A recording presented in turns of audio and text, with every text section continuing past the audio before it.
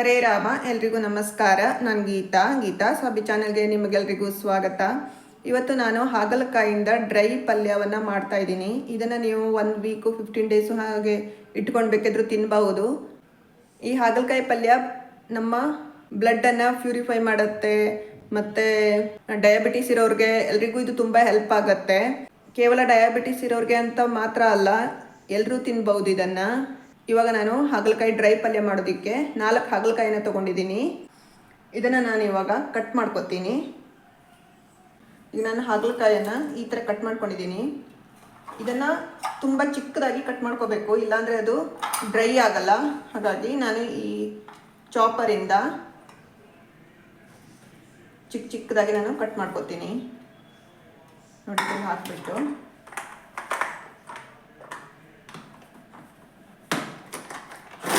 ಇದನ್ನು ನೋಡಿ, ನಾನು ಇಷ್ಟು ಚಿಕ್ಕದಾಗಿ ಕಟ್ ಮಾಡ್ಕೊಂಡಿದ್ದೀನಿ.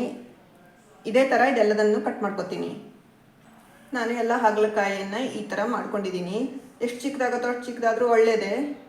ಬನ್ನಿ, ಇವಾಗ ನಾನು ನಿಮಗೆ ನೆಕ್ಸ್ಟ್ ಸ್ಟೆಪ್ಪನ್ನು ಹೇಳ್ತೀನಿ. ಗ್ಯಾಸನ್ನು ಹಚ್ಕೊಂಡ್ಬಿಟ್ಟು ಇದಕ್ಕೆ ಸ್ವಲ್ಪ ಜಾಸ್ತಿ ಎಣ್ಣೆ ಬೇಕಾಗತ್ತೆ. ನಾನೊಂದು 2.5 ಟೇಬಲ್ ಸ್ಪೂನಷ್ಟು ಎಣ್ಣೆಯನ್ನು ಹಾಕ್ಕೊಂಡಿದ್ದೀನಿ. ಇವಾಗ ಎಣ್ಣೆ ಬಿಸಿ ಬರ್ತಾ ಇರೋವಾಗೇ ನಾನು ಇದಕ್ಕೆ ಸಾಸಿವೆ ಕಾಳು ಚಿಟಪಟ ಅಂತ ಇರೋವಾಗಲೇ ಜೀರಿಗೆ ಹಾಕ್ಕೊತೀನಿ. ಒಂದು ಅರ್ಧ ಚಮಚ ಜೀರಿಗೆ ಹಾಕ್ಕೊಂಡಿದ್ದೀನಿ. ಒಂದು 3 ಬ್ಯಾಡಗಿ ಮೆಣಸಿನ್ಕಾಯಿಯನ್ನು ನಾನು ಕಟ್ ಮಾಡಿ ಇಟ್ಕೊಂಡಿದ್ದೀನಿ, ಹಾಕ್ಕೊತಾ ಇದ್ದೀನಿ. ಹಾಗೆ ಸ್ವಲ್ಪ ಹಿಂಗನ್ನು ಹಾಕ್ಕೊತೀನಿ.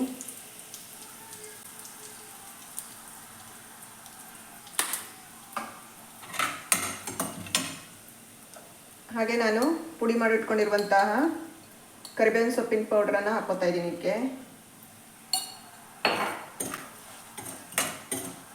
ಇವಾಗ ನಾನು ಇದಕ್ಕೆ ಹಾಗಲಕಾಯಿಯನ್ನು ಹಾಕ್ಕೊತಾ ಇದ್ದೀನಿ. ಇದರ ನೀರೇನು ನಾನು ತೆಗೆದಿಲ್ಲ.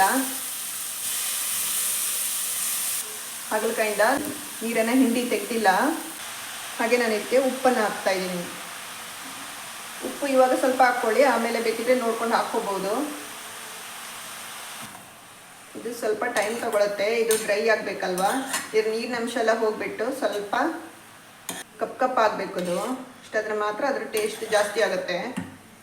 ಎಷ್ಟು ಡ್ರೈ ಮಾಡ್ತೀರೋ ಅಷ್ಟು ಅದ್ರ ಟೇಸ್ಟ್ ಜಾಸ್ತಿ ಆಗುತ್ತೆ.